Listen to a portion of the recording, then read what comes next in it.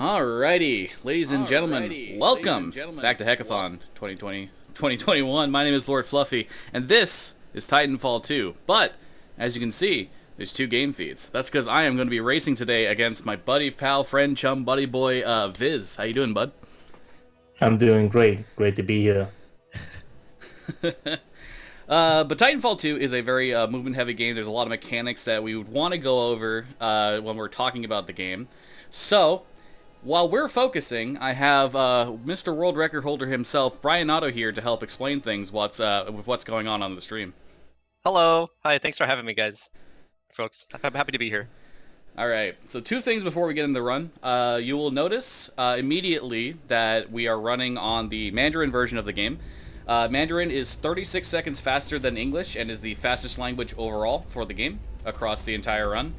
As well, this game is a modified version of, runs on a modified version of the source engine. So you saw the Half-Life run prior to us. You saw a lot of the bunny hopping and air strafing that they were doing in that run. We'll be doing some similar stuff as well. We'll go more into that in just a moment as we get in here. But Viz, are you ready to go?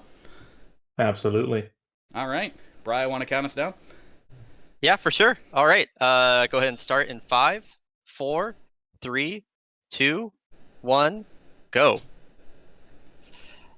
All right, so here we go. Titanfall 2 any percent. I believe this is the first time we've had a race at a marathon before, so that's pretty cool. And this is pretty fitting considering we just had a massive race tournament back in March it was a bit different format than a full game, but it was pretty cool. So, as we explained, Titanfall 2 runs on a modified version of the source engine. It is a sci-fi FPS that was developed by Respawn, who later went on to make Apex Legends. You've probably seen a lot of stuff about that with the new season that just came out. And because it runs on a modified version of Source, we do have some holdovers from the Source engine that are going to be present here. What you'll see right off the bat is air strafing. And also, the first thing we'll talk about is slide hopping. So slide hopping is mechanically very similar to bunny hopping, if you're familiar with that, except in this case, we're holding crouch while we do it. The timing is a bit more lenient. And it's a bit more versatile in how we can use it to chain speed together, or chain jumps together. So the idea is that we always want to be jumping when we hit the ground. Obviously, there is no friction when we're in the air, and that allows us to maintain and build speed as we go. Now, this is the tutorial level of the game. This is the gauntlet. This is just teaching us about all the various mechanics in the game. We're going to do a quick reload animation skip right here, and then we're going to be using a kind of Easter egg weapon, the EPG, to do some damage boosts as we approach the actual gauntlet segment. You might have seen the new world record that was broken on this mission actually a couple times in the past few weeks. Now it's down to 11.1 seconds. We're not going to be going quite that fast here because the strats we're doing are a lot different. But yeah, we'll be doing a lot of the main tech here, which is damage boosting for the gauntlet. Damage boosting is different in the gauntlet than it is elsewhere. We're throwing grenades at our feet, or letting them explode in midair, and then shooting the EPG, which is essentially a rocket launcher, at our feet. And because we're in a simulation, we actually can't die. So you'll see damage boosts throughout the run, but they're much different here. And that was a pretty solid gauntlet from Viz. And a solid one from Fluffy as well. It's actually pretty close. Gauntlets can be kind of a toss-up in a full game setting, particularly because there's just so much. There could be a little bit of variance with frag boosts, but both of them got through it pretty solidly. The other tech that you've seen them using that you saw a ton of in the run before was air strafing. Fortunately, we have we have both their input overlays on screen, so you can get a bit of an idea of what we're talking about. There is a speed cap in Source games when you hold W. This is a very abbreviated description of how this works, by the way. There's a speed cap when you hold W in Source games, and so by holding left and right in the air and moving our camera in an arc, and not holding W specifically, we're able to jump farther, we can build speed. It's essential to what we have going on in this game. This is the segment where we would normally call down our Titan, but both runners are going for kind of a fun glitch right here, where if you jump on where, there we go, Fluffy got it, yeah. If you jump on where the Titan's coming down, you can kind of change the angle it comes in at. It doesn't save any time, but it looks cool. Changing the name of the game from Titanfall to Titan Slide. So, yeah, very solid gauntlet from both runners. I would imagine there's probably only a few seconds between them here, so yeah. Some context for what's going on within Titanfall itself. We play as Rifleman Jack Cooper. We are just a regular rifleman in the militia, which are a rebellious military force that is fighting back against the IMC, or Interstellar Manufacturing Corporation. They're this big kind of hyper-capitalist corporate conglomerate that goes from planet to planet in this region of the galaxy called the Frontier and drives people from their homes and takes all the resources from the planets. So we're just the group of people that are fighting back against them. And so we're about to get dropped in on a planet called Typhon. This segment right here has a ton of foreshadowing. We're meeting a lot of characters that we'll meet later on, but yeah, that is essentially the gauntlet. They're going to match face really quick to take advantage of a bug that allows us to select easy, and we are off to the second level. So yeah, how y'all feeling about that gauntlet? You both did really well. So I got caught up on the ground, so on the crouching part because I accidentally let go of crouch. But other than that, it was I see. It was really good. Like I was happy with the frag boosts. It was Gotcha. scuffed, but I saved it pretty well some EPG boosting. There is going to be a little bit of variance in load times. Like any other, modern PC speed game, we do remove loads for the leaderboard. For the purposes of the run, we might see a little bit of variance there, but either way, still really close between them. We have now here is the next mission, BT7274. We were approaching this planet, this IMC planet, because they had some sort of research facility that we wanted to disrupt whatever was going on there. And then we found out that they had really massive anti-orbital defenses, and the militia fleet got shot down as they were approaching the planet. Again, there's a ton of foreshadowing going on here. You can see like the actual end location of the game in the background there. That is the fold weapon. But yeah, this mission is very interesting. It is unfortunately bookended by these longer cutscenes that we have to sit through for a bit. So yeah. Right now we're just crash landing behind enemy lines. We're gonna get pumped full of a ton of drugs, and we're not supposed to be able to do any like advanced movement, because we're only a grunt right here. Usually only pilots or the people that pilot Titans are able to do this, but we're able to do some slide hopping here, which is pretty fun. So yeah, very short gameplay segment, and then another cutscene. Yeah. Real quick on the load time thing. My load times, based on previous races that Visit I has done, should be generally faster, but we'll try and update you at the end of each level where we are using our our load remover timers. So that'll be more accurate to the actual skill level between the two of us. But as you can see, coming through here, it's a short little gameplay segment. You can just slide hop around all these different obstacles. You don't have to interact with any of the combat in this entire segment. Once you get past here, boom, we come into what is known as the infamous 18-hour cutscene, as noted by a dialogue that happens later on during it. This cutscene and the subsequent lore stuff that happens afterwards, with a little bit of non-relevant gameplay in between, is about 5 minutes long. So if there's any donations or something you want to do, like shilling the event, this is a great time to do so. Actually, we do. We received a $50 donation from Forte with just a simple smiley face in the comment. Forte! Smiley face, let's go. Yeah, I can go through quickly what sort of games we have coming up after this. So after Titanfall we have Prey and Dust Force DX, Ori and the Will of the Wisps, and Impulsion. Also, if you go to donate.hekathon.com, you can see all the bid wars we have. We have the relay races, the commentary bias bid wars there. We have some other smaller bid wars as well, which haven't been met, so make sure to check those out. There are some pretty cool things there. Yeah, not much else to say right now, but cool. It's been a fun run so far. Yeah, real quick. Yeah. The Save or Kill the Marvin incentive will cut off at the end of Beacon 1. Whichever one of us gets there first will say it. Oh, cool. Mm-hmm. Yeah, shoutouts to Forte. They helped us organize the tournament I was talking about before. They're I would say a pretty long time runner at this point. They've been running the game for a bit. But yeah, they're always coming through in marathons. So yeah, shoutouts to Forte. All right, so now we are pretty much nearing the end of this cutscene segment. This game is very much the Super Mario Sunshine of FPS runs, where it has this incredibly deep movement system that is almost unmatched in like other games, but also starts with a very long cutscene at the start of every run. We do have a category that uses modified save files to skip the bulk of this. It's its own category, of course, and that's really competitive. Everybody takes it seriously. But for marathon settings, generally speaking, the standard category, any percent, makes a lot more sense, especially in terms of commentary and context and everything. So, speaking of context, what's happening here is this was Captain Lastimosa. This was the dude that was training us in the gauntlet. We're not sure why he was training us. He alludes to the fact he wasn't supposed to be, but anyway, he's about to die. He got messed up by the Apex Predators, who are a mercenary force that you saw in that cutscene that are here helping out the IMC. He's giving us control of his Titan, which is very unheard of in the Titanfall universe, considering that Titan pilots are these really elite infantry units that go through very rigorous training. But yeah, after this, we're going to get his pilot gear, and the run really takes off. Our goal for this mission is going to be to retrieve 2 different batteries for BT. BT's very thirsty, so we need 2 of them to power him back up. That's the Titan that you see sitting behind him. And yeah, it's a very long and very long process to get all of them, as you'll see. This mission is really, really hard. If you just kind of look around the environment here, you'll see a lot of various like rocks and bumps and everything like that. The geometry in Titanfall 2 is very precise, almost to a fault. And if we bonk any of those in a way that we don't want to, we will lose a lot of speed. And Titanfall 2 is both a movement-based and a momentum-based speed game. Preserving our momentum is super important. So in that vein, we'll talk a bit about some of the wall mechanics in this game. So as you probably noticed, we have parkour in this game. And what happens with this is you'll see both the runners jumping off a wall as soon as they touch it. You can think of it as kind of a b-hop off a wall. It's a little bit different, though.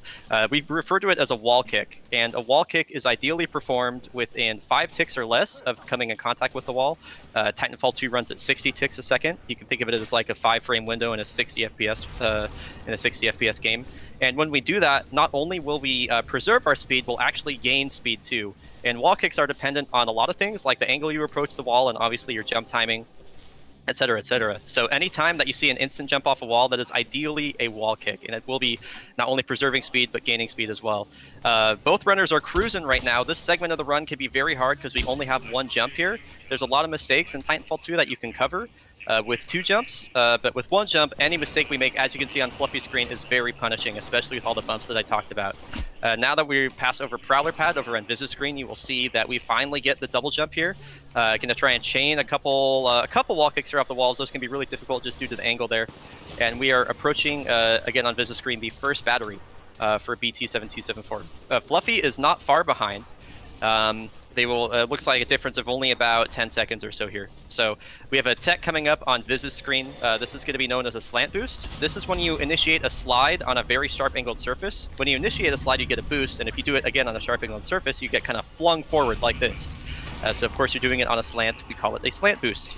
We have to throw a grenade at a precise spot to kill the enemies before we can install the battery, and that was perfect. Viz is now approaching the next kind of minor sequence break here. This is known as river jump.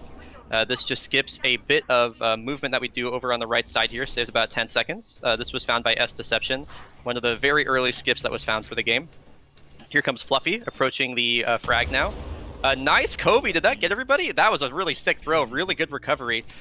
We saw the first frag boost outside of the gauntlet on Viz's screen. That's called Josh Frag, again found by Josh who found it. And this segment on Viz's screen is probably the hardest in this entire level. It's a bunch of wall kicks back to back to back. You saw that Viz kind of missed one, but was able to basically use the rest of the walls as a bit of a slingshot to gain enough speed to clear that big gap. And he's going over the barracks. That's such a hard route. He tries to do a tap strafe to get around. Isn't quite able to do it. Oh, it looks like Fluffy dies too. Oh, that is a crucial. Oh, that is such a critical death. I would imagine Fluffy, was that Josh Frag? Yep. Was that what that was? Ah, man, I'm sorry, dude. Yeah, that's a really brutal checkpoint. It sends you all the way back here. Viz is going to pull away pretty significantly here, but there is still, I mean, this is only the second mission of the game, so there is still a lot of game left to play. That is just a very unfortunate spot to die, and it's super rare that you die to Josh Frag as well. It's generally a very consistent trick. Fluffy just pretty much abandoning that now, not liking the setup. So you can see the difference there and the difference of frag boosts outside of the gauntlet. They carry a lot of risk with all of them, and a lot of them generally have pretty precise setups here. So here comes Fluffy through Ravine. Viz is approaching the final battery install here. You can see if you were paying attention, you'll saw that they did another slant boost. That one was a lot more important just because you carry so much more speed. And yeah, a very, very solid BT overall. from Viz there, installing the second battery now. Fluffy is just about to approach the ship to get in as well. This is a pretty interesting matchup between players. I believe. What's your? It's number 9 on the leaderboard versus number 7. Is that right? Yep. Yeah, 9 Yeah. versus 7. Yeah, and so both players are a lot different in their play styles as well. Fluffy is known as like Professor Consistency. Generally speaking, they're a very consistent full game player. They do a lot of full game runs. And Viz is I would imagine is going to be a lot more going to go for a lot of the harder stuff that carries a lot more risk. So it'll be interesting to see if Fluffy could take advantage of that and bring this back over the course of the race. So yeah, what we have going on here's Fluffy going for the slant boost here. Going to try and get a nice, got a decent one here. That's not the maximum one, but that is pretty much the second best option you can get there. So you can see all the speed that you're able to maintain through here via slide hopping and air strafing and the slant boost. 2 really precise grenades. Good, that was good. That second install or that second clear can be pretty complicated. So really well done to come through and clutch like that when you're behind. This segment here is probably one of my least favorites in the whole game. This is Titan tutorial. It's just telling us about how the Titan mechanics work in this game.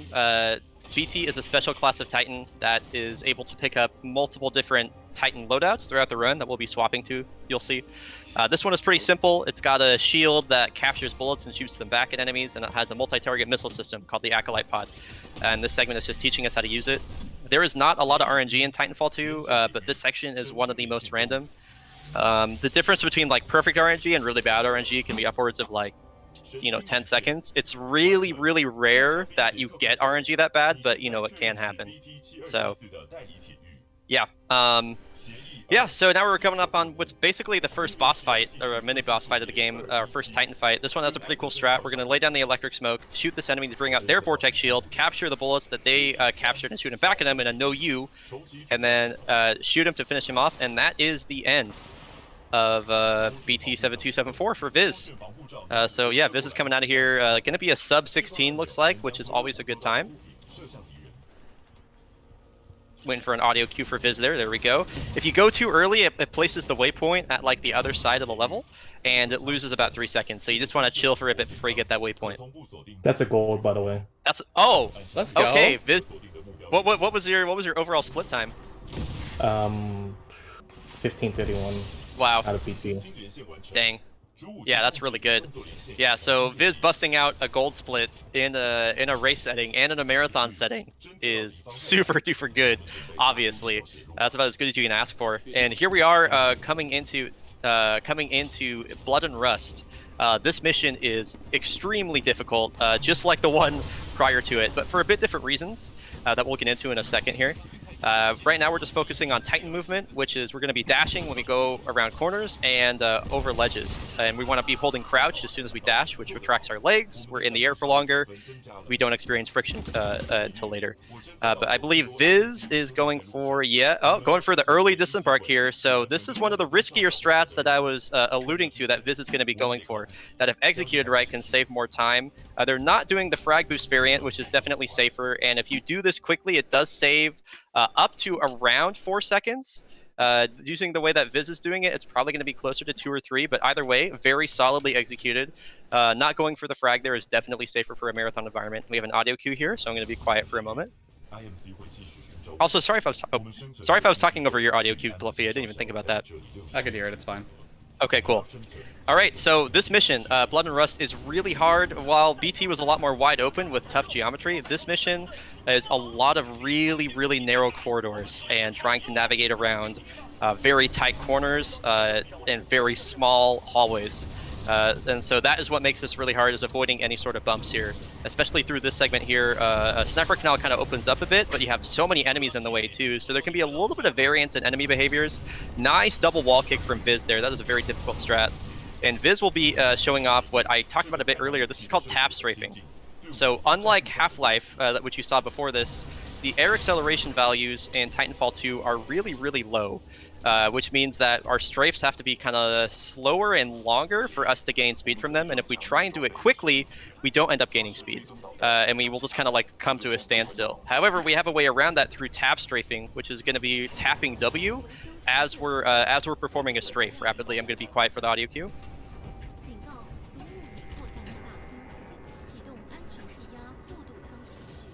There we go, and now Fluffy has their audio cue there for the door. Yeah, so tapping W while we're strafing allows us to take really sharp corners that we wouldn't be able to otherwise. Cool new strat from Viz here. That's called a he's going for a bump launch. Didn't quite get what we're looking for there, but still decent. Kind of wedging yourselves in the corner, holding crouch and then mashing jump. You'll kind of all of the jump inputs will stack on each other, and you can cover vertical distances really quickly. So overall, this has been a really, really solid Blood and Rust from Viz overall. Not without its mistakes, of course, but definitely something that is going to help them maintain or at least build on their lead over Fluffy here. So yeah, right now we're approaching. It's something that it's really easy to kind of talk over like I just did, but this is a huge skip. That was called Sludge Skip. I can talk a bit more about it once Fluffy gets there, I suppose, but that is a massive sequence break. That I think one of the earliest, if not the earliest skip that was ever found for this game. Yeah, so Viz is coming up on Kane Fight right now, and which will, I guess I'll just cover right now because we can cover Sludge Skip later when Fluffy does it. That was just convenient. So Viz went ahead and picked up a Titan loadout earlier on called Tone.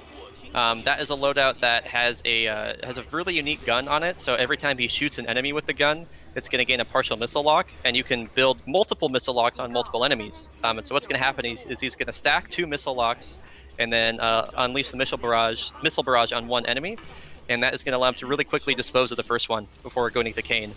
And then once we get to Kane themselves, we're just going to do the swap reload now. By swapping to another Titan loadout and then swapping back to the one we were using, that goes ahead and skips the reload animation effectively. It's about 3/4 of a second faster. And so, yeah, Viz is going ahead and disposing of Kane here. And now we can talk a bit about Sludge Skip, which is happening on Fluffy's screen right now. So Fluffy is choosing very specific dialogue options to keep BT in that spot behind the fence that you see there. And so we're kind of on like an external timer, an artificial timer here, because we want to have BT talking next to the fence, but we don't want him to walk away too soon, which he'll do when he gets done talking. So we go ahead and manipulate the dialogue there to keep BT standing in the same spot, and we can embark on him through the fence. And again, that is like a 5-minute time save. It's really, really huge. And so, yeah, now Fluffy is getting in the Titan and is also on their way to Kane Fight. On Viz's screen, we just have about like a minute or so of dialogue to wait through. It's actually shortened thanks to the Mandarin dialogue. Viz is going to show off the bump launch that I talked about here. That's a bump launch. Now that's what a bump launch looks like. Yeah, and we can actually get into this fun little out of bounds over there. You can run around to the out of bounds, but it's pretty risky because you risk incurring the out of bounds timer, which will kill you automatically. So, yeah. Anyway, yeah, Viz is just waiting for Abyss 1 to end, and let's check out the Kane fight for Fluffy here.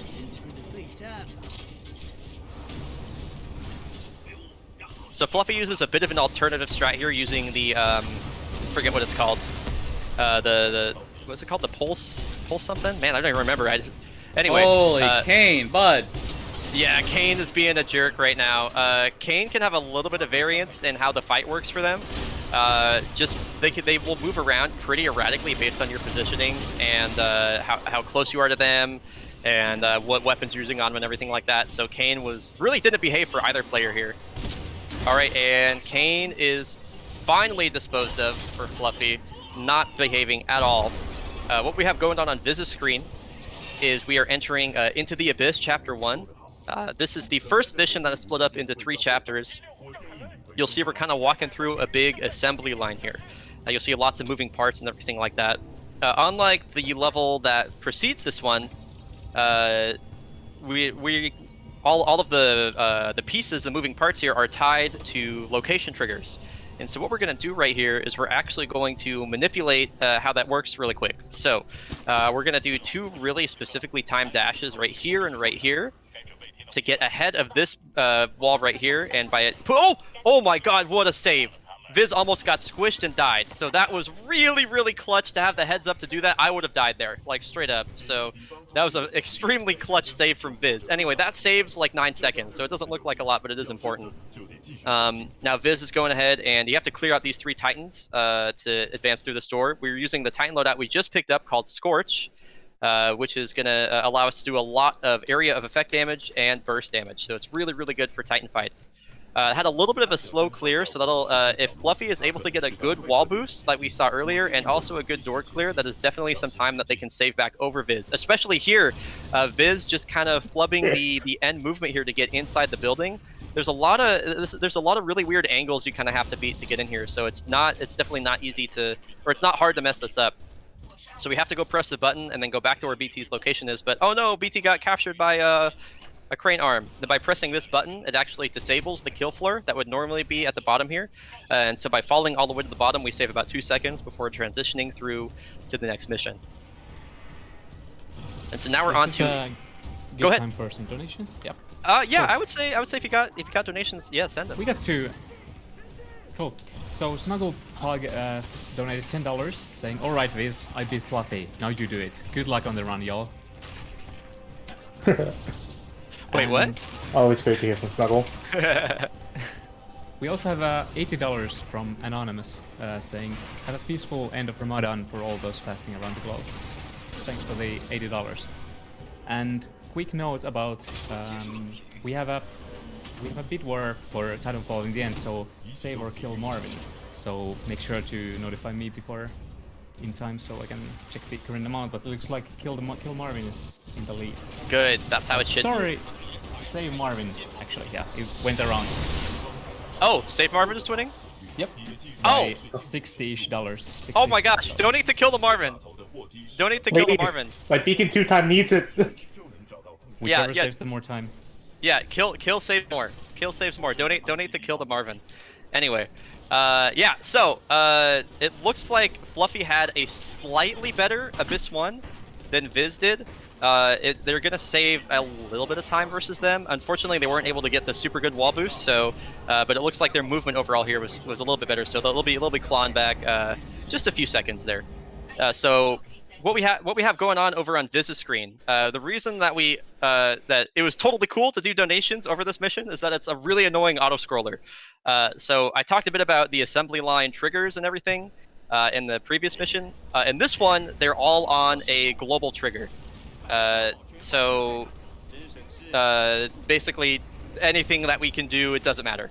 It's just gonna go ahead and proceed on its own, and we're just kind of waiting for it to get into place. So all this movement that you're seeing on Fluffy's screen, which is like immaculate, very, very nice, doesn't matter, which is really sad. However, we'll be able to do some skips later on, but for now, we're just kind of waiting for the assembly line to catch up with us once we reach a certain point. We usually go around the outside of the like the outside of the map. It's just a bit of a safer route. You probably saw Viz doing that, kind of walking through these really dark cliff faces and everything. It doesn't save any time, but it does make it a bit safer to navigate through here, just because again there are a lot of moving parts and things that could squish you. So, yeah. Anyway, so now we're just waiting right now. We usually do this little fun thing called red versus blue, or man versus machine in this mission, which we just kind of we make 2 different AI fight each other. It looks like blue one on Viz's screen. So sad, so sad. Red, I'm a red fan myself. Fluffy's probably gonna do one called man versus machine, where they make the robots fight the grunts. Just little things that we do to pass the time on this mission. This mission could be really cool, and it's actually totally possible that we could find a way to skip this sometime in the foreseeable future.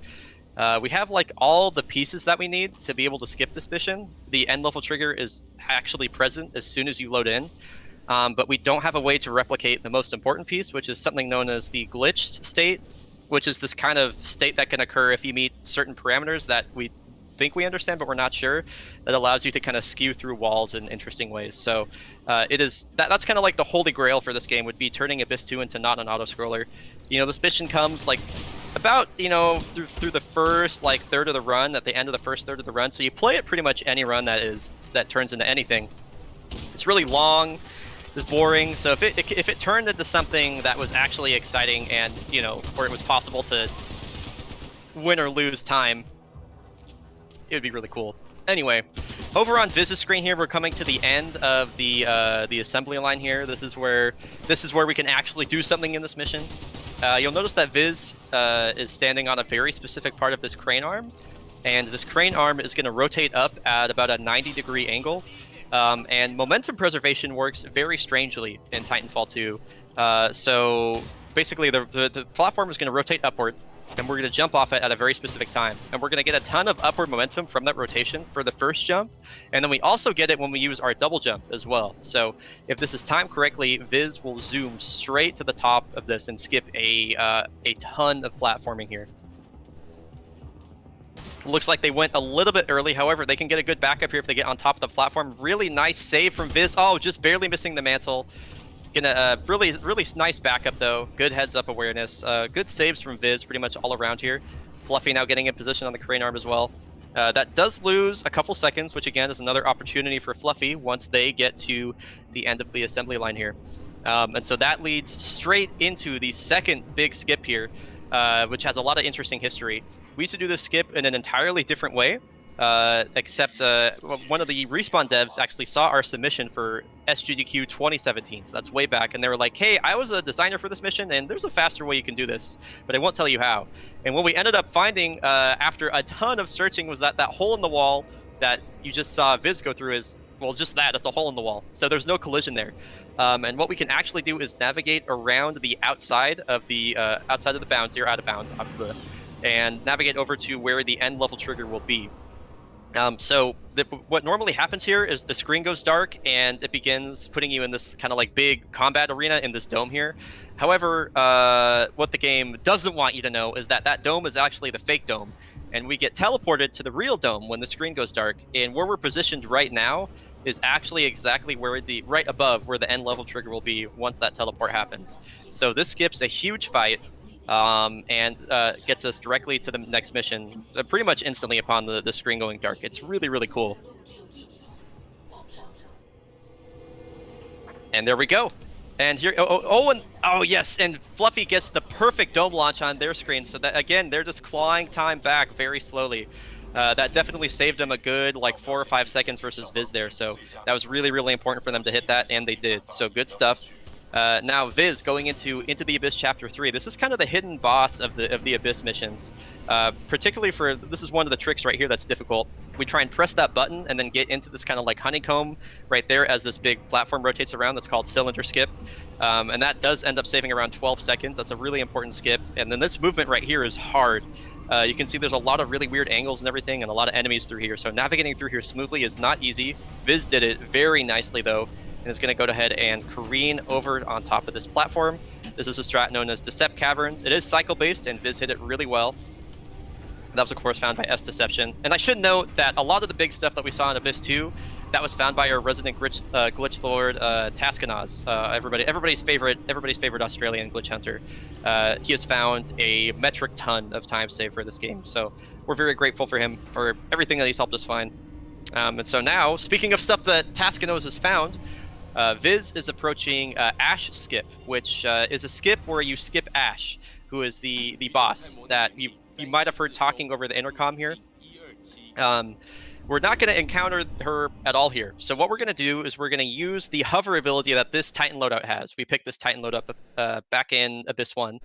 So we're going to get into an unattended location using the hover and then disembark. And it just so happens that the closest location that both BT and Cooper can be standing just happens to be out of bounds. So we get teleported, like 20 feet forward.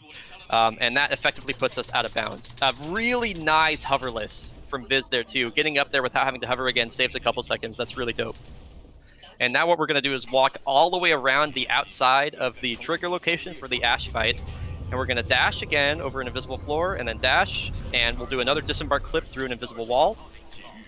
You can see the screen going wild there. We call it the alternative name for this skip is Solitaire Skip because of that. It's the fun name for it. And now we approach the location of the end level trigger, and that is it. And so yeah, that was a very solid Abyss 3 from Viz. Fluffy answering as well. Nice Decept Caverns from Fluffy. Also getting the cycle there. A really good wall kick there too. And BT's in a really good place there too as well. Yeah, BT's in a good spot. There could be a little bit of randomness based on where BT is. Back on Viz's screen, we are now approaching probably the most famous mission of this game. It has its own Wikipedia article about it. This is Effect and Cause. This is the mission, if you played this casually, that you told all your friends about. It's super duper cool. As you can see, something is amiss here. Time is swapping back and forth erratically. Our original mission with BT was to rendezvous with Major Anderson, who did some sort of reconnaissance mission here. And this is Anderson's location. Viz is going for a super gnarly frag boost here. Gets a decent boost. Not a perfect one, but they're surviving, which is what matters. That's exactly what I was talking about with Viz going for like the harder, riskier stuff. They didn't execute it perfectly, but they also didn't die, and there's definitely a risk of death with that one. So we found Anderson, by the way. This is Anderson's this is Anderson's location. They are somehow stuck in the floor that was there both in the past and the present. We're going to grab their helmet, which contains a lot of important Titan data, and give it back to BT. On Fluffy screen, we have Fluffy executing Ash Skip, and it looks like they did it perfectly as well. And they are now also finishing up Into the Abyss Chapter 3. So now we'll give the helmet back to BT. BT's going to scan a lot of the data that is inside the pilot helmet there. And yeah, now we're chilling for a bit, basically. There's going to be a lot of plot that is explained in this segment that talks about why Anderson was sent here and yada yada yada. But mostly we're just waiting for this. This is a pretty extended dialogue sequence that, of course, we are saving time on by playing the game in Mandarin.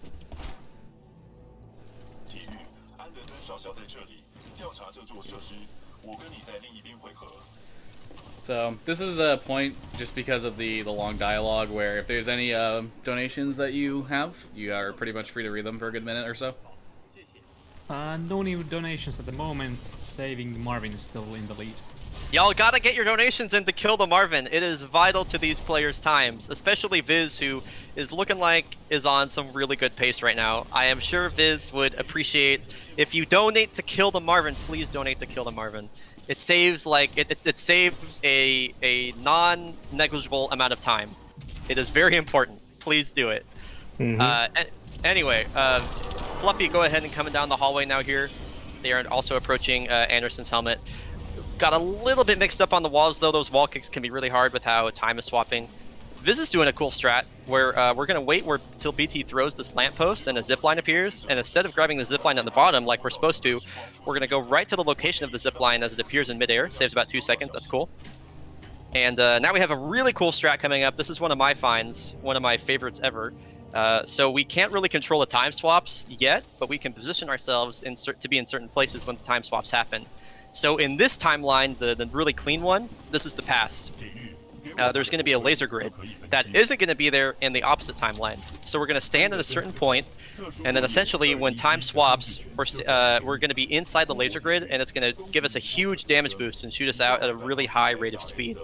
And what we're going to be trying to do is maintain that speed all the way through a long hallway. So this is FTL, that's what we call it. Best of luck, Viz. Oh, just a little bit late, or a little bit late on the jump. There is what happened.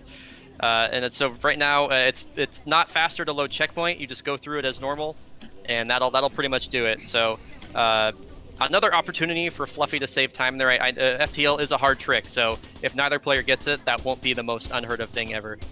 But a good attempt nonetheless. And so here we go into Effect and Cause Chapter 2. This is we pick up the wrist-mounted device that Anderson had, which gives us the best tooltip of all time, which is press button to time travel, and this allows us to travel through time at will. Anyway, yeah. So this mission as a whole is fairly straightforward. There aren't a lot of big skips that we do. This is pretty much going through a lot of the game. This mission is really heavily trigger gated, so we go through a lot of the locations that it needs us to just as efficiently as possible. Looks flashy when we're swapping time. We do some damage boosts like Viz is about to do right here. Again, not a perfect damage boost, but a good enough one. Not dying is always important. Now we approach the elevator here. We do a melee through the wall, which gets the dude out of our way. We're going to do a quick vertical climb. There's not a lot of vertical segments that you see in this game, but that is one of them right there. And Viz getting to the button, getting a little caught up. So again, more opportunities for Fluffy to catch back up here. All right, and so Viz is getting in a pretty precise location. They're going to be using an audio cue to kind of time their way to get through this door at just the right moment. This is a really small time save. It saves about half a second, but it's nice when you get it. And here comes Fluffy approaching FTL. Fluffy, I'm sure you're at least going for it, right? Nah. Yeah. All right, best of luck.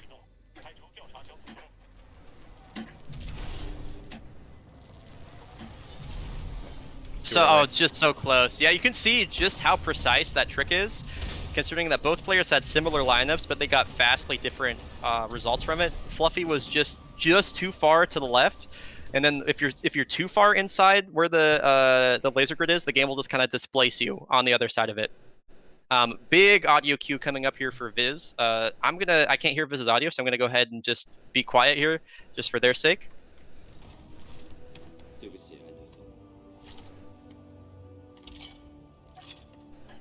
Really nice frag boost here. We're going to do a tap strafe around the corner. If you've been paying attention, you'll notice that tap strafing is literally everywhere in this run. It is super duper important. Nice through cryo storage, good save, and this is one of the hardest parts of the whole game right here is Hell Room. I'm curious if... Oh, Viz is pulling a frag. He's going for it. Throws it down, gets a decent boost. Oh, he mantles though. That's the big risk there. That's the big risk when you go through that. These platforms are not kind at all, and they have a lot of really ugly geometry that you can get caught on. And Viz getting a little bit caught up. If you kind of get this room is kind of like a lot like a rhythm game, and if you get kind of off your rhythm, off your line, it gets really difficult really quickly. Viz is going to be going for a super cool trick known as Snuggle Slide. We're going to take advantage of kind of like the inverse of platform velocity here. Oh, so close to try and take advantage of that. We'll get another opportunity to see it. Fluffy, are you going for Snuggle? Yep. Okay, cool. So that actually gives me a good opportunity to talk about how Snuggle Slide works, since we're going to see it again on Fluffy's screen. Essentially, when you land on a moving platform, the game kind of gives you momentum opposite to the direction the platform is moving to more accurately like simulate what it would be like landing on a platform. Obviously, you're not just going to stick to it perfectly if you're moving on one that's moving really fast. So what happens is we get, because the platform is moving so fast and we slide on it, we get completely flung off in the opposite direction that it's moving. So if Fluffy is able to nail it, that'll be really, really, really cool. Viz now is on to Effect and Cause Chapter 3. This is the shortest mission in the game, and is really pretty, again, straightforward. We're going to like objective, completely objective, go to the next point. Fluffy again has an audio cue here, so I'm going to go ahead and be quiet for them. Hi, Zweek.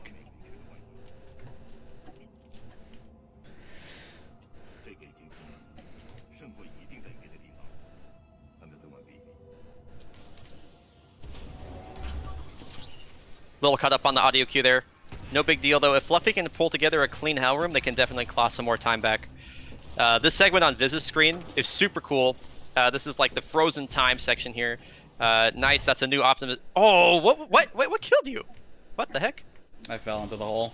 Oh, okay. I was like, what could possibly kill you here? Yeah. This segment is really difficult, as I was mentioning. Really quick and effective. A good checkpoint and a quick restart from Fluffy is going to save them some time here.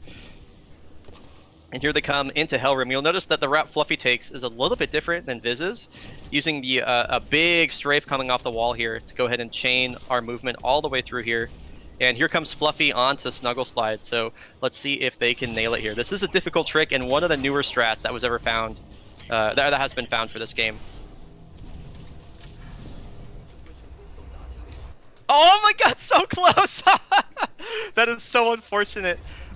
Just the timing for that to die like that is literally like you could not do that if you tried, like straight up. The timing to get perfectly squished by that is just so unfortunate for Fluffy. Anyway, yeah, as someone said in chat, decapitated. Yes. It's peaked once. Please, someone donate to kill the Marvin. Yeah, if you haven't donated, this is your last chance. By the way, thank you for pointing that out, Viz. Viz is approaching the mission. As soon as this mission is over, that is the cutoff. So please donate to kill the Marvin. This is your last chance. Please, if you got any of that leftover, if you're an American, you got any of that leftover stim money, please Donate to Yeah, kill the Marvin. This is We it. got one donation, but it was not enough, at least so far. It was only $5, so Saving Marvin is still in the lead. Thank you for the $5, but we need more. Please donate to kill Marvin. Yeah, it's right here on this mission. We have a pretty cool dialogue skip that was found by Tron Javolta back in 2017. Essentially, how this works is we are going to go complete all the mission objectives before the game really does like a check for him. So essentially what we're supposed to do here is kind of talk with BT and talk about how we're approaching where the militia are holed up in this little building. And then BT's like, oh my god, we gotta save him. But actually we're just gonna go kill everybody and then get back to BT. So then when BT's like, all right, let's go do it, everything's already done, so it skips like 45 seconds of dialogue, which is what Viz just did right there. And skipping 45 seconds of dialogue means that's 45 seconds less that we have to get donations in to kill the Marvin.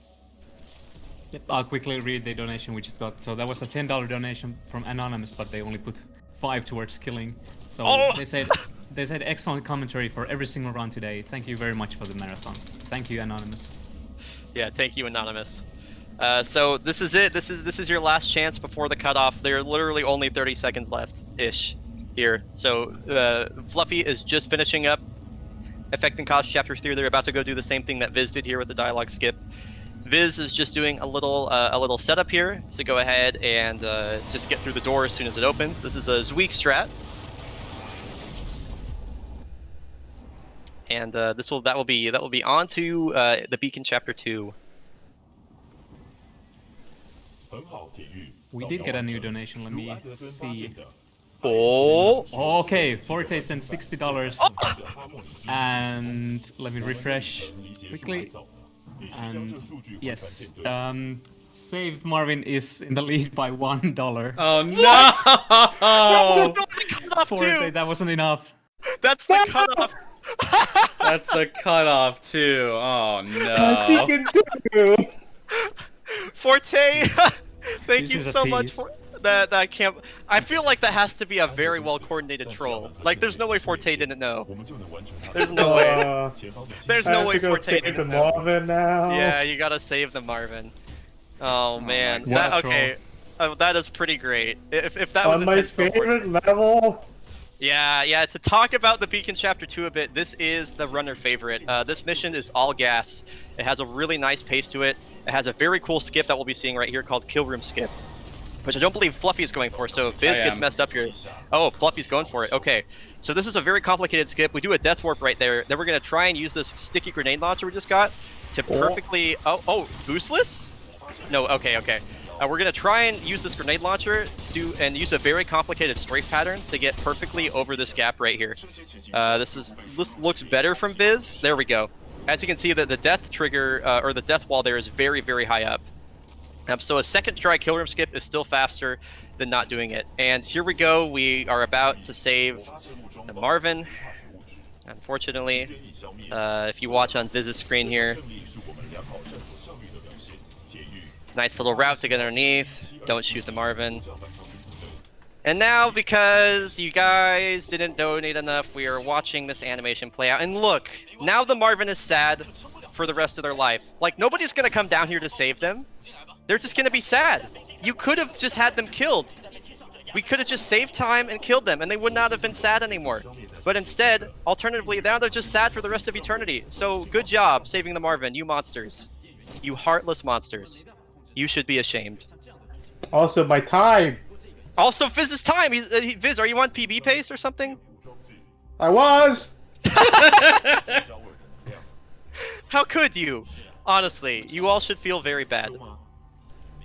Anyway, so this has been a that's a one-frame trick. That's a one-frame trick that Viz just got, mantling the great like that, clawing back the time lost that the filthy Marvin Saber stole from us. That is really, really hard to get to mantle like that. Anyway, that's the Beacon Chapter 2. We didn't really get to talk about a lot of what was going on there, but yeah, that's Beacon Chapter 2. I guess that's perfect timing. As Viz is leaving it, Fluffy is entering it. So I like that they're leaving and entering from the same location too. It's pretty great. We'll get to see Fluffy's attempt at Kill Room Skip here. Kill Room Skip is a very hard trick.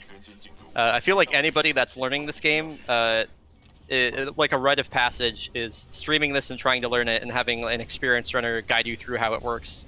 And getting it after like, like an hour, like 2 hours of trying or something like that is usually how it 2 goes. hours, one good attempt. It's always nice. Yes, yeah, it's always fun. So here goes Fluffy's attempt at it. Best of luck, Fluffy. That looks good. Is that a first try? Let's go, Fluffy. First try kill room skip. That's Rushing good. off my shoulder right now. No big deal. Yeah, that is super dope. Yeah, that has not been a skip that Fluffy has went for historically either. So seeing them bust that out first try in a scenario like this is super sick. Yeah, in my PB, I got it third try, and that was at the Oh, we killed the Marvin! Fluffy! It's fine. The checkpoint's right here. It's fine. Fine, it never happened. It never happened. Never happened. Smile. The robot's still here. Let's Look, reset checkpoint to he's fine. travel. He's fine, guys. I didn't kill him. I definitely didn't kill him. Don't worry about it. That Marvin is sad not only because he took his Octo, but also because he remembers. He knows.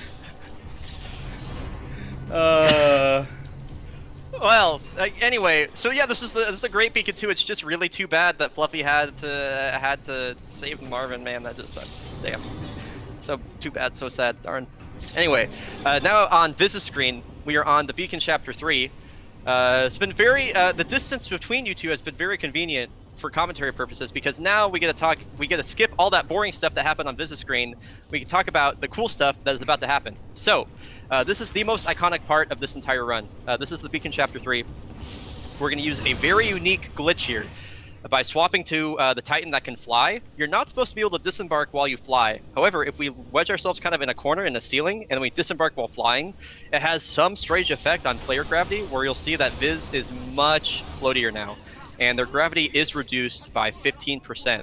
And we have a really cool set piece coming up here where BT is like, yo, you have to get over there, but it's too far, so what if I just threw you? And what we found out, thanks to a QA tester at Respawn, is that if you hold jump when BT throws you, you do a frame perfect jump off of his hand. So we're going to do an unattended jump. We have less gravity. Viz, are you going to go for deluxe? You know, we'll see how it happens when I reach the double jump. Okay, there is a brand new... Okay, good luck, Viz. I'm going to shut up.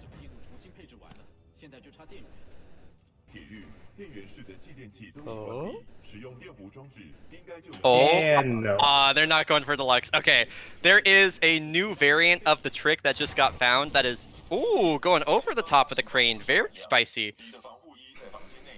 Whoa, this is a really good super fastball regardless. Yo, that was sick. That was really, really good. That wasn't like the deluxe version, but if you're not going for the deluxe version, you might as well make it look as cool as possible like that. That is super fastball. That was super well done. Now we're going to grab gravity stars, which are a unique ordnance that create a gravity well and explode and send us a massive distance without killing us. It is super sick. That was really good from Viz. Super fastball, definitely one of the most iconic moments in the game. Another difficult strat coming up here on Viz's screen. This is going to be an attempt at what is called zipless. We're going to be doing a very precise gravity star throw and then trying to carry this momentum across this entire distance back to BT. This is a race to get back to BT ASAP. So here we go. That's a good boost. Nice wall kick. It can be so hard to make these micro adjustments that you need in this part when you're moving this quickly. Oh, it just barely misses the wall kick. So close. Either way, that's definitely a time save, getting as far as they did, but it looks like they're going to do a kind of abbreviated zipless. Normally you wouldn't hit that wall and you just go straight across, but either way, really good recovery. You could see exactly what they were going for here. So overall, really nicely executed. And now here we go on to Dish Fight. This fight is fairly straightforward. We actually don't have to do this. We could just start climbing to the top of the dish immediately. Thank you, Smitty. Thank you, Smitty. But it is faster just to do all this manually ourselves. Yeah, so what we're doing right now is we're trying to manipulate enemies to spawn in certain locations, and they'll spawn based on where we're looking. So it's kind of a balancing act of eliminating all the bulk enemies, excuse me for a sec, eliminating all the bulk enemies as quickly as possible, as well as manipulating the spawns here. So, yeah, here goes Fluffy getting into BT. and Fluffy is. Did you get moon boots? Okay, okay. Fluffy got moon boots. All right, very nice, very nice. Yeah. So here comes Fluffy's super fastball attempt. Very, very shortly, while Viz cleans up the fight here. And now Viz is doing a really, this is actually a pretty big skip. It saves like 45 seconds. Normally there would be another fastball segment here. But alternatively, we can just climb straight up to the top of the dish, and it skips a lot. So, yeah.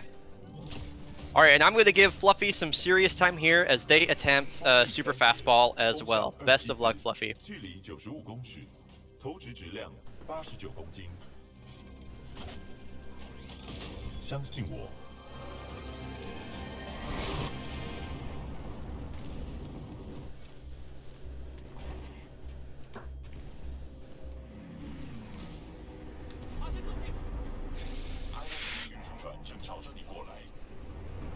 Nice, that was a good wall kick. That was a rough angle too. Good stuff, Fluffy. There were a couple areas right there where that could have gone south really, really quick, and Fluffy just held on. That wall kick angle was rough. They were low on the second wall. They almost didn't make it onto the platform, and they saved it the whole way through. So here goes their terminal skip. Oh, this one looks great too. Very excellent height. Yeah. There we go. All right. That was super well done. Very clutch to do that when you're behind like that. Yeah, super, super good. Now, what Viz is doing is they are entering into Richter fight. This is a 3-stage fight that uses spawn manipulation at every turn as Fluffy makes their way back to BT. We're going to be looking at every single spot here in an attempt to manipulate the Titans. Ooh, interesting. And Fluffy gets a good zipless setup too. Let's see if they can chain this momentum all the way across. Nice wall kick. Again, it's super hard to maintain this momentum properly. This is a trick that requires a lot of practice. It's definitely one big flowchart. Wall kick. Wall kick. I don't know if they have the speed to make it across. It looks like they were a little behind on their timing. They're going to do this. Oh, the crouch bug. Oh, no. Oh, my God, a no checkpoint the whole way? Dude, that's messed up. That's not fair. All right, so there's a bug you can encounter in this game called the crouch bug. Essentially, when you are uncrouching, at any point, whether that's on the ground or in the air, you cannot jump. And so what happened is, as Fluffy was going through the uncrouch animation, which only lasts like a quarter of a second, right? As Fluffy was going through the uncrouch animation, they pressed the jump input, and then of course nothing happened because of the crouch bug. So it always sneaks up on you because that's just not really something you think about. I mean, you can be cognizant of it, but when you're in like a high stress trick like this, that is usually not in the forefront of your mind.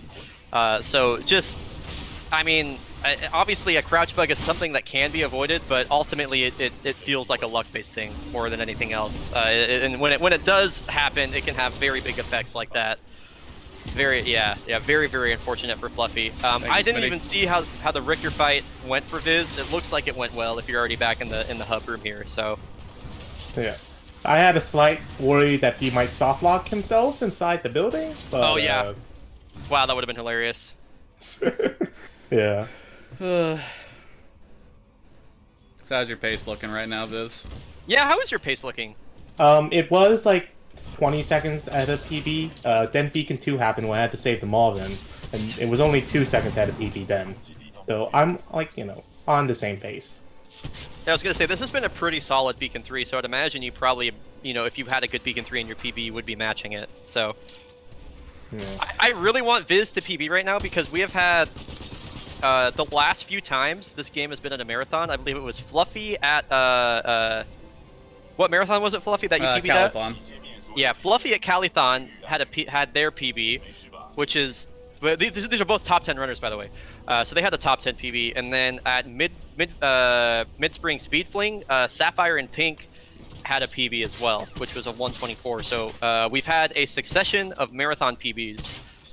So if Viz was able to pull this out and also get a marathon PB, that would be ridiculous. That'd be super duper cool. So that's what I'm pulling for right now, more than anything else. Yeah, Viz getting a PB would make me feel a lot better about my performance right now, which has not been the absolute worst. Like, I have not made anything like in the sense of like, oh, I've made like a 2-minute huge mistake. I'm only a minute behind my PB at the end of the split, basically. Well, it's gonna be more than that at this point because I forgot I had the crouch bug.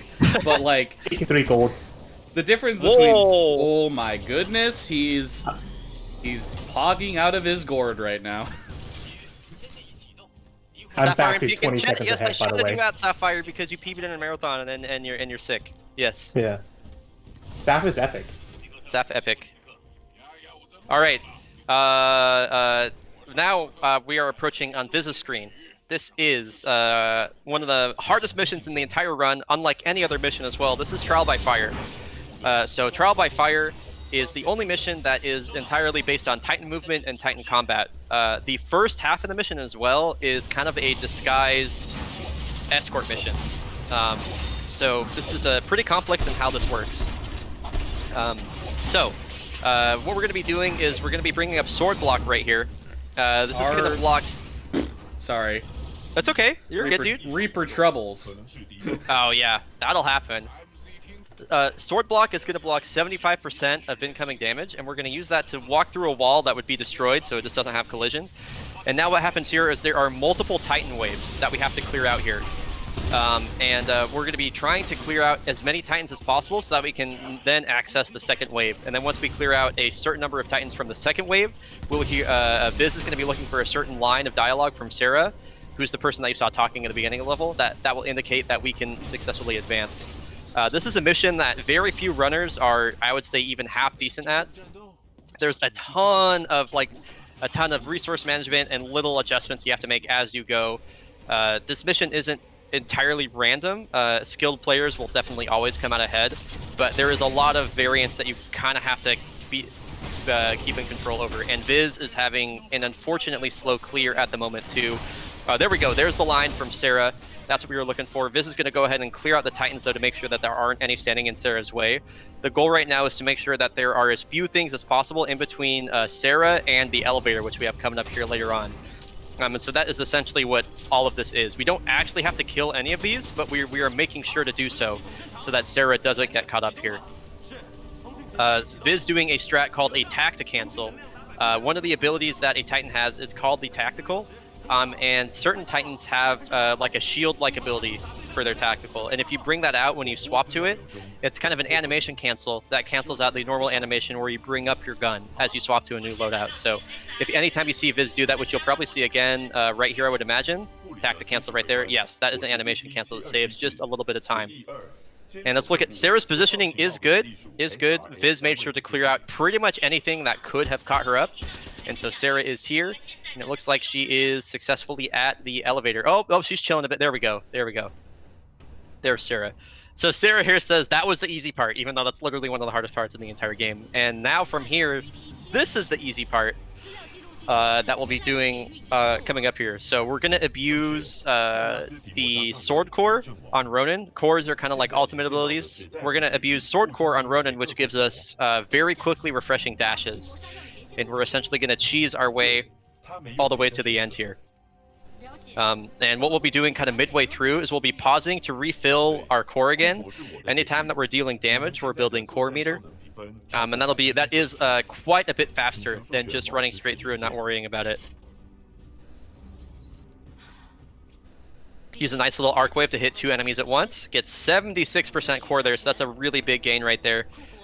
Viz gets a little bit unlucky there. Also shot a little bit too many times, but yeah, now we're off, and this is just a mad dash to the end of the level from here on out.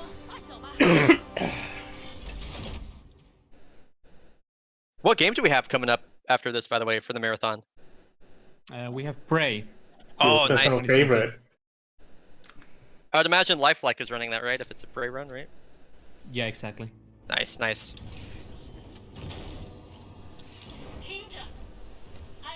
Alright, and so here comes Fluffy's Trial by Fire attempt. Viz's Trial by Fire was not the fastest ever, but it was solid.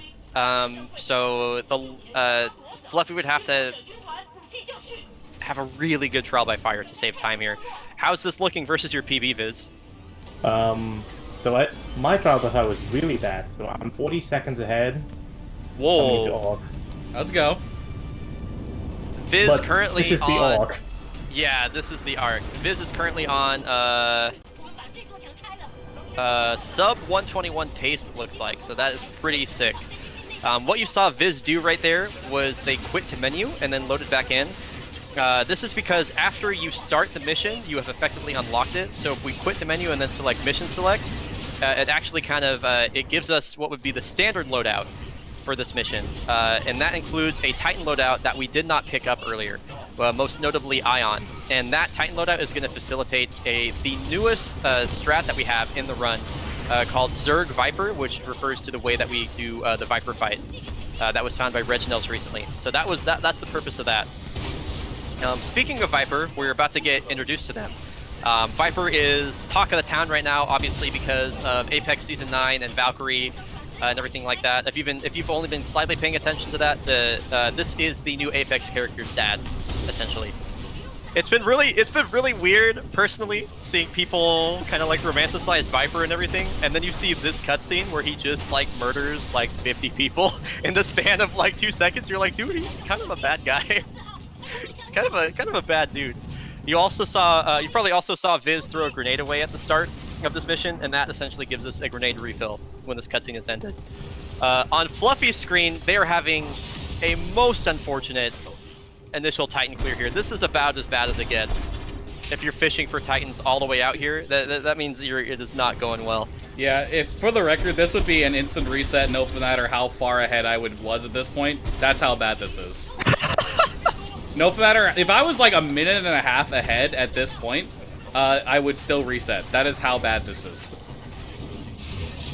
Okay, so by the way, Viz is coming up on Barker skip. This is a very difficult skip. I'm going to be quiet because it requires an audio cue.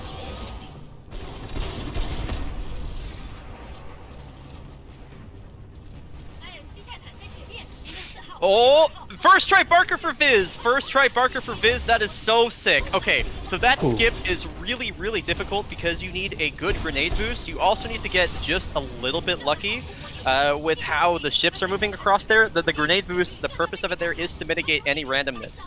And so you're doing a damage boost between these two ships that are moving both independently of each other. So hitting that first try is absolutely crucial to getting a good time in this game. And Viz hit both Barker skip and 6-4 skip. It hit them back to back, which is super important, especially if Viz is going for a PB here. So this segment here is going to require you to. The game says that you need to clear out all 3 gun batteries. However, we just have to clear out the last one. So we're just going to go down here and eliminate the enemies. We'll be ideally trying to avoid a stagger animation that'll happen here. It looks like Viz got it. Very nice. That's staggerless. Very nicely done. And the rest of the enemies just despawn from there. Sarah is just now getting to the elevator for Fluffy. About as unfortunate as it gets for Trial by Fire. What's happening? Okay, Viz, I thought it was bugged. I was so scared. I was like, why aren't they coming down? You can hear the fear in my voice. This mission in particular, the Ark, is a whole can of worms in terms of like bugs and just unthinkable stuff that can happen to you. So I was very scared for Viz for a moment, and there's still a moment coming up like that. This is a trick called Early Sarah, where normally there's a big... Oh no. It's fine. It's fine. It's fine. It's fine. You got a good checkpoint, right? Okay, minimal time loss. Minimal time loss, it's okay. This is a trick called Early Sarah, where normally there's a big set piece where you're supposed to run on the side of the wall here. Instead, we just go ahead and get on top, and it saves a couple Oh god. Thought you were gonna die. And here, this is room clear. We're fighting with some of our allies, the 6-4 right now. They are scripted to kill a certain number of enemies, or a certain set of enemies through this room. We're basically going to be eliminating every enemy that they would not.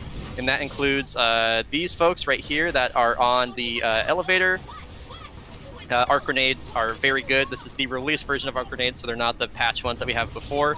We're going to try not to get meleeed to death right here, and then we just have a few to kill upstairs, and that is it.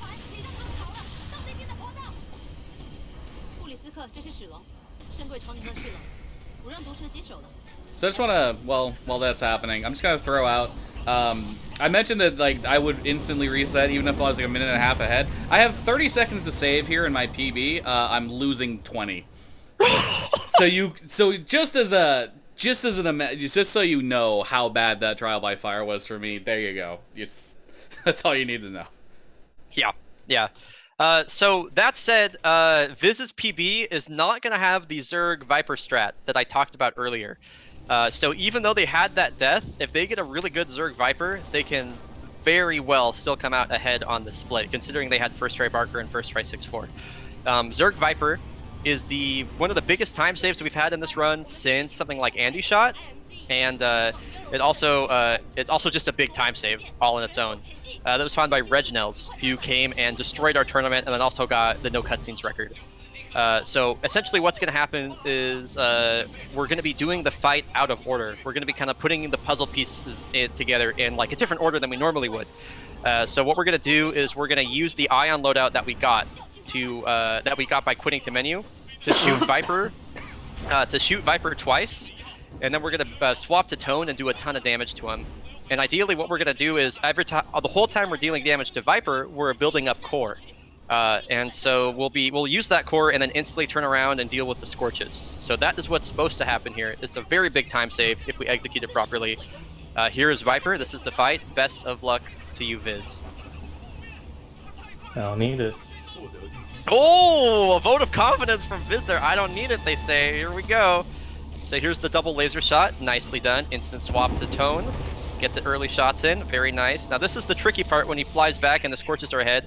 Very smart to stand back. An early release. Good Acolyte pod. This is looking like good damage. Very nicely done. Now the swap to Ronin. And oh, here we go. They're right next to each other. Oh, it's perfect. It's perfect. It's the ultimate Zerg Viper. That went so well. That is about as good as you can ask for it to go right there. And so something very interesting is happening now. We did that fight so fast. It was literally faster than the game was like programmed for us to do it. So what's going to happen right here is you're going to notice that there's going to be some artifacting on the screen as we go through this cutscene. So we have essentially exited the area that the game expected us to be playing in. You can see the artifacting there.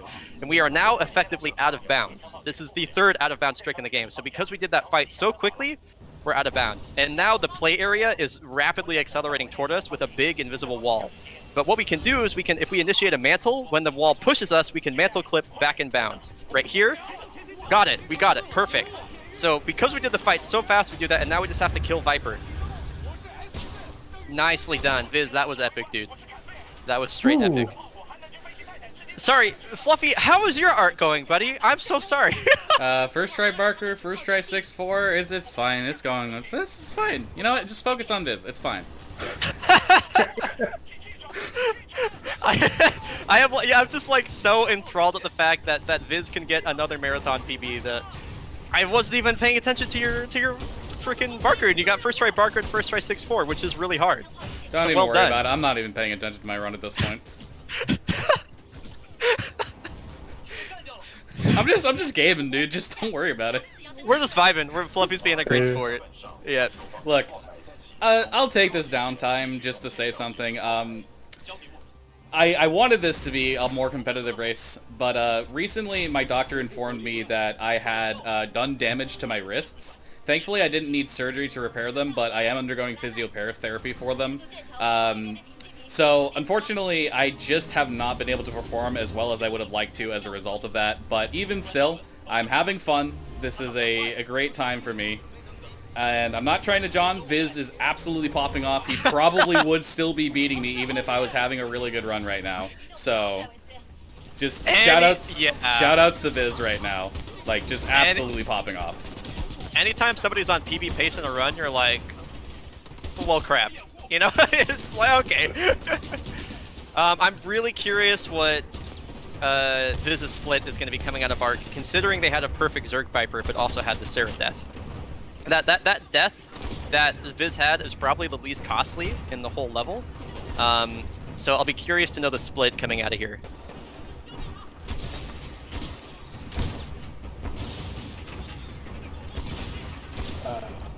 It's 1 hour, 9 minutes, and 38 seconds out of the Arc. Was that a gold or? Nah, it was like a second off gold. Damn. Okay. Even with, yeah. How far But, are you ahead? I'm 51 seconds ahead of PB. Holy moly. All right, here we go. Then we're coming into the ultimate, or it's the ultimate. I was gonna say penultimate, then I was like, wait, that's not penultimate. And I was gonna say ultimate. I don't know, whatever. Anyway, the final mission of the game, the fold weapon, starts off with a pretty lengthy cutscene here. We got about 3 minutes to sit through here, but this mission is very difficult. It's a very fitting final mission to the game. There's a lot of big set pieces. There's a lot of tight movement. There's resource management with Titans. There's a boss fight. It's really a challenge of everything that you need to know to be good at in this run. So we're just sitting through this cutscene for a bit. It's interesting. Over the course of this entire thing... Whoops. Oh, Viz chooses the wrong dialogue option and loses like 2 seconds. Over the course of this entire section, the Mandarin dialogue is going to save us 3 seconds, but literally none of it happens until the entire cutscene's over and BT is talking to us again. Hey, can I do the thing on my end? Yes, yeah, do it. This is a great thing that Fluffy does on all their streams. You should follow him, by the way, twitch.tv/LordFluffy. Voodoo 1, Vipers on station. Your run ends here, pilot. The RNG belongs to me. No time to save. No run to bless. I love that every single time. It is so good. Fluffy is an awesome voice actor, and if we have the commentary space for it, it would be sick to hear him do it over Fold Weapon. Though I'm not sure what will be happening on Visit Screen at the time. Also, Fluffy just got an epic Zerg Viper. That was actually super duper lucky for Viper to stand still like that and just eat the rockets. That was super dope. That was really, really good. So Fluffy will be doing the same thing that that Viz just did. That was an epic Zerg Viper. Dang. Cooper, ready for fastball.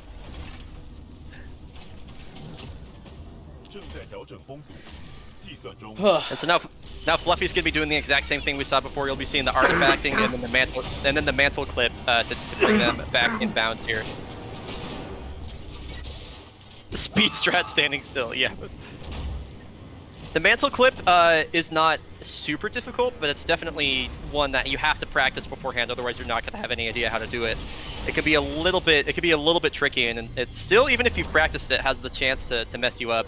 It could be pretty tight to get the timing to clip through here, and Fluffy got it. Nicely done, dude. Nicely done. Is this gonna gold for you, do you think, or?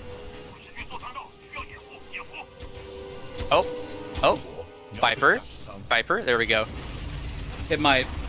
It would have absolutely if I got the one-shot kill on Viper. I'm not sure now. So this is pretty cool. The strat on Business Screen right here. Sorry, Fluffy, one sec. By walking backwards into the fire, it just skips waiting for BT to talk for like 5 seconds. I don't know why. Sorry, Fluffy, continue. Yeah, I was just gonna say that was probably the highlight of my run for me. That was like as good of an arc as I felt I'd ever had. So. Yeah, I mean that Zerg Viper was sick. I rarely even get one that fast, so that was dope. Anyway, so here we go on Business Screen. We haven't really talked about the plot at all for the game. I guess it's not really important in a race setting. You know, we're just here to enjoy the race. Basically, BT got messed up, and then as a last resort is giving Cooper their data core, which is that little thing in the middle, and then the Seer kit, which is the Survive, Evade, Resist, Escape kit, which contains the super convenient, super masculine, hacky, stabby knife, data knife that we've used to stab and hack things, and as well as the Smart Pistol, which is a literal aimbot pistol. So the movement in this first segment is really hard, primarily because we only have one jump for the start of it, and there are like a billion enemies in the way. Unless Viz has cleared it, there is like a hitch that can happen here every time. I don't really get one. Oh, that's good. That's good. Anyway, yeah. So here we go. Very tight movement through here, and you really, really do not want to bonk and die anywhere here. Otherwise, you get sent back to. Ooh, that was almost so clean. You get sent back to like before any of the stab animations, and you soft lock, so it could be pretty scary. And now here we go onto the zip line. We're gonna try and time a nice little slide underneath here to perfectly get underneath the door. This is his weak strat, one of the many awesome weak strats that we have in the game. Shoutouts this week. Very good German runner in this game. 2 seconds. One of the best in the world. Sorry, 3-second gold on the arc. Nicely done, Fluffy. Yeah, that's sick, dude. Definitely a highlight. Let's go. All right, so now this is kind of the final section of this this pilot movement part, and it can be pretty complicated to try and like meander your way through here with all these bolts getting shot at you, and there's a lot of tight hallways to get through. And now Viz is calling down a new Titan chassis, which he will install the data core in. and from there we will be progressing forward. So what we have coming up here is going to be very similar to what happened in Trial by Fire, where we're going to be building core ASAP and then trying to just kind of cheese our way to the end. Are you doing Snuggle Core, Viz, or are you doing the standard tone strat? I'm still doing standard. I prefer Standard tone it. strat. Okay, yeah, understandable. There are two different strats here. One is like very slightly faster than the other, but there can be a little bit of randomness just with the Titan layout here. So yeah, you can build core in two different ways, and Viz is doing it the old-fashioned way, I guess you would say at this point. So we're building core, and then this is a little bit unfortunate. Now there we go. Now Viz is gonna start using sword core and just kind of dash to the exit. The Titans have some very interesting interactions with geometry right here, or it's just all throughout the game, and we can kind of wedge ourselves on like a bunch of little platforms to kind of climb straight up. That's a Cash Mayo strat. Thank you, Cash. And now this is a very big skip that is a little bit kind of undersold by just how fast it happens, but this is, oh my god, please don't get shot. This is door skip. By disembarking and going to the top of the door, the door just opens, and that saves a huge amount of time. That before we had that skip, that was like a 2-minute RNG swing, just depending on Titan positioning and everything like that. So being able to get through there every single time like that skip's been around forever, but being able to get through there like that is super duper helpful. And now here Viz goes for the final boss fight of the game. This is Sloan Fight. This got completely revolutionized last year, again thanks to Cash Mayo.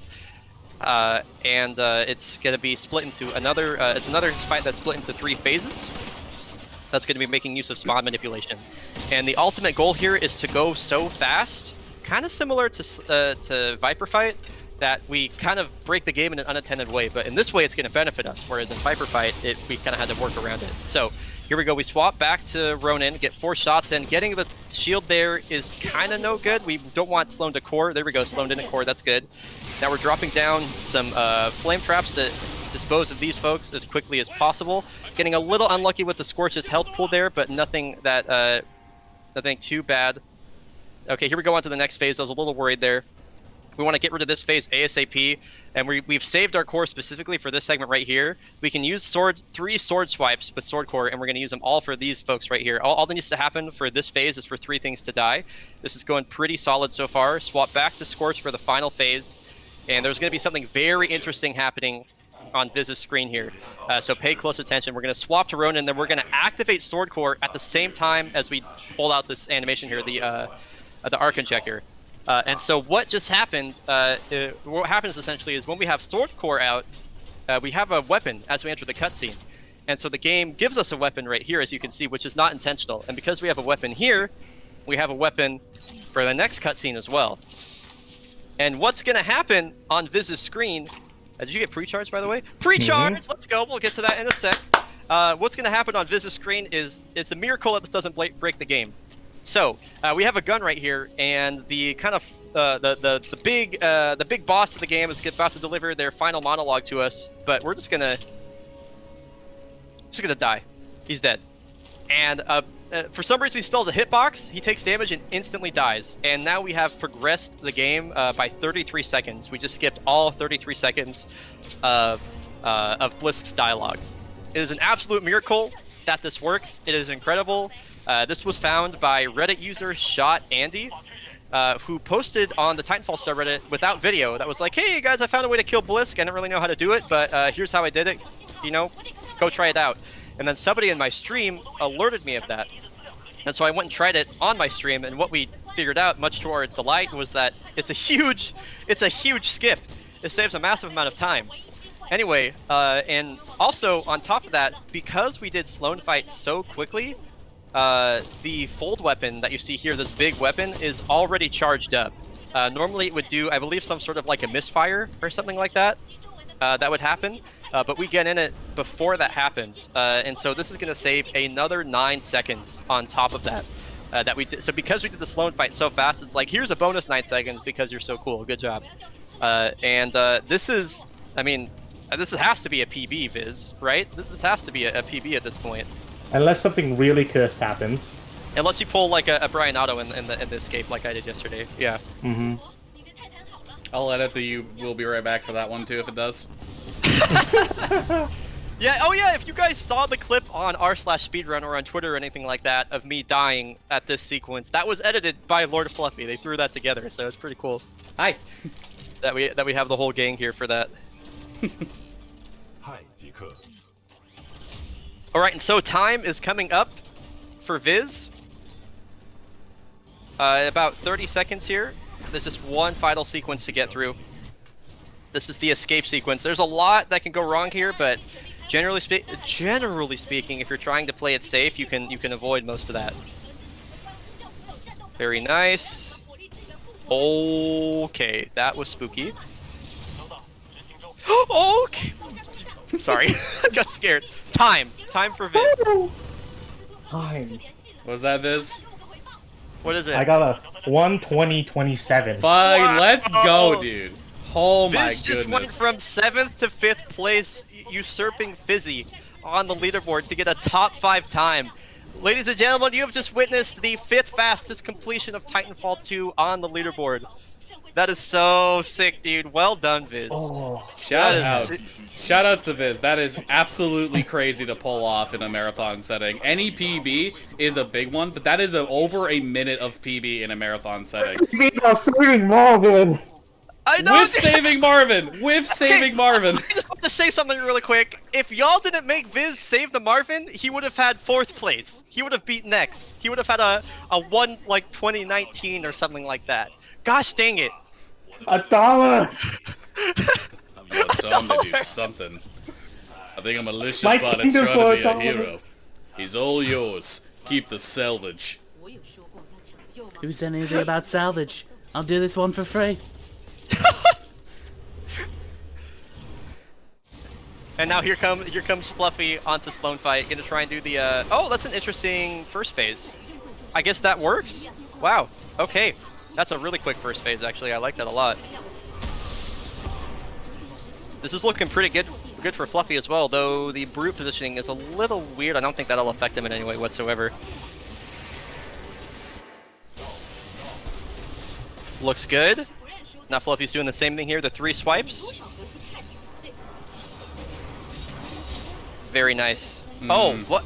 I was wondering about that second one, but it looked like you got the hit marker for it. Yeah, The I first did, one. but Yeah. I swung too early. That's Oh. what happened, unfortunately. Interesting. I see. I wouldn't have gotten pre-charge anyway. I had the really bad early line on it. Oh, I gotcha. There we go, and now Fluffy is going to be doing Andy shot as well. Alright, so unfortunately no pre-charge for me. Pre-charge is determined by a specific line. If you start pulling out the arc injector before the PA system says fold weapon power sequence at 97%, that is the trigger. If you do it before that that line goes off on the PA system, you will get pre-charge. However, there is some randomness in when the line comes out. You can do the fight perfectly and still not get pre-charge because it came out as early as it possibly can.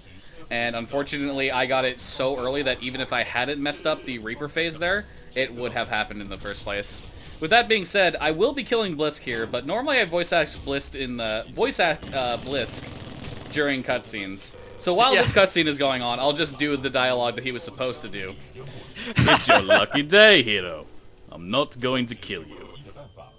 I don't work for free. But you don't get to kill me either. Here, you earned this, eh? Blisk, that Vanguard class Titan is still in there. Not my problem, Martyr. Should have put it in my contract. I got other people with money to see. What are you doing? Just what do you think you are doing? And that's all. So anyway, I want to say even the thud on the top of the Titan was like perfect. The dun dun. I was like, wow, that sounded just like it. Alright. So, real quick, that is 3 PVs in a row at 3 straight marathons Titanfall 2 has been a part of. Viz popped the heck off. Even if I tied my PB, Viz still would have beat me by 2 minutes and 20 seconds. So, just to show you how amazing of a run Viz had there, that is the barrier if I tied my own PB. But I'm coming into the final sequence here. I'll be coming up time in about 40 seconds or so, maybe a bit more. And it's leaderboard verifiable because you have your inputs on screen, which is just sick. That is awesome. I get to submit a marathon VOD as a PV. I'm the club. That's so cool.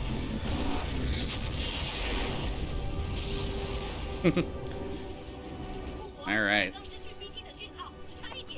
All right, yeah, and here goes the final run for Fluffy. I'm gonna take that safe. I don't like that. Yeah, the difference between a really good escape, like a perfect escape, and like an average one is only around 3 seconds. And so normally when you get to this stage of the run, you can pretty well decide whether or not you need that 3 seconds, and more often than not, folks just opt for the safe stuff here. But even the safe stuff can come back and fight you, as I learned yesterday, which I thought was about to happen to Fluffy, I'm not gonna lie. But yeah, anyway, time. All right, that is a 1:25:26, so about a 5-minute difference between the two of us. Viz just absolutely playing out of his mind. So. And like a 125 is not a bad time either. Like that's a 125 is like still like a top 20 time on a leaderboard. Viz That's just... the time I got during the last weekend race. Yeah. Anyway, GG's to both of you, and thank you for letting me commentate this. This was really fun. Yeah, absolutely. Thank you for commentating. Yeah. I mean, I couldn't talk much because I was just playing. I was out there. Viz, you were nervous about this too. You were talking about how shaky you were beforehand. You just killed it. I mean, yeah. It's like my return to my stopping ground, because my first marathon appearance was actually part of the Jedi Academy Relay race last year, which, by the way, is epic, and tomorrow you should definitely watch it. I think it was worth it that you didn't talk too much with the PB, even though you had to save Marvin. Yeah. Well, that's the first, I guess. Or I don't know if the other marathons had save Marvin as well. Yeah, we usually submit save or kill the Marvin as a marathon incentive, and we're always yelling at people, please do kill, please do kill. Yeah. But it's just, come on, man, it's time save the frames, please. Yeah. I lost 15 seconds in Beacon 2, just for note. Dang. Yeah. Yeah. Any final shoutouts from y'all? Yeah. Other than come join the Titanfall 2 speedrun community if you would want. Look us up on speedrun.com. All of our resources are there. Our Discord, links to our guides and tutorials. We have amazing beginners guides and an incredibly welcoming community filled with people like Fluffy and Brian, and so many others. Next week, Fizzy, Saf, just so many people I love in this community. I can't list them all because it'll take 14 hours. Yeah, and if I wanted to do it too, it'd take 18 hours. Like the cutscene smile. Apologies, by the way, for anyone hearing that dung dung dung voice. I forgot to turn off my notifications for Streamlabs, so people have been following me, and that's why I've been hearing them. Thank you for the follows, by the way. I have just one shout out. I want to shout out the community for being supportive of me. When I got my PB at Hekathon, I did not yet know if I needed surgery on my wrists or not. And the community was very supportive of me during that time. Turns out I didn't, and you know, I'm still on the road to recovery on that. Will be for a few months, but shout out to you guys. You were very supportive, and you're just a wonderful community that's given me a lot of happiness. So thank you guys for coming out, and thank you guys for just all being awesome. That's about it for me. Sorry, Viz, I couldn't have made this more competitive, but I tried. You know, buddy, I just had a great time having you here. Yeah. Hopefully we can do this again, and I'll give you a better competition next time. Learn some frag boosts. Maybe we won't die to Josh frag. It'll be good. It'll be great. Yeah. All right. Thanks, folks. Any more last words before we go? Yeah, thanks for having us. Enjoy the rest of Hekathon. Thanks. That was a fun run.